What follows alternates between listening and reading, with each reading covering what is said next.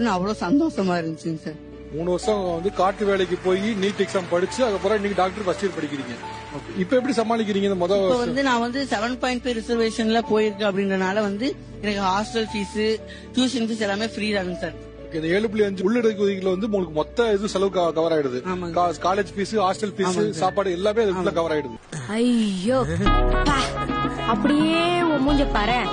ஐயோ நீட் தேர்வை ரத்து செய்ய கழக ஆட்சி அமைந்ததும் முதல் சட்டமன்ற கூட்டத்தொடரிலேயே சட்டம் ஏற்றப்படும். நீட் தேர்வு நம்ம வீட்டு பசங்களோட மருத்துவ கனவெல்லாம் அடிச்சுட்டு வருஷம் உயிர் கொடுக்கக்கூடிய சீரியல் மாதிரி ஆயிடுச்சு. திராவிட முன்னேற்ற கழக ஆட்சி முதலமைச்சர் அவர்கள் நீட் தேர்வை ரத்து செய்ய வேண்டும் என்று தொடர்ந்து போராடி கொண்டிருக்கோம். நிச்சயமாக ஒன்றியத்திலே ஆட்சி மாற்றம் வரும்பொழுது அதுல நாங்க சொல்லக்கூடிய நிலையில் நிச்சயமாக மாற்றத்தை எங்களால் பண்ண முடியும்னு சொல்ல முடியும். அப்புறம் என்ன இதுக்கு தீர்மானம் போட்டீங்க?